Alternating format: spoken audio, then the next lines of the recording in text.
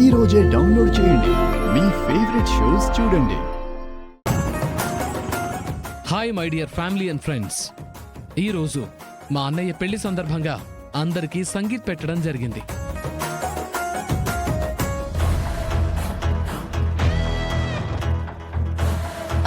అక్క, ఏంటక్క అందరి మధ్యలో నుంచి అలా వచ్చేస్తే ఎలా? ఎవరేమనుకుంటారు అని కళ్ళ ముందు వాడిని చూస్తూ ఉండడం నా వల్ల కావట్లేదు. ఎవరక్క? ఆ చిరంజీవి, ఇంకెవరు?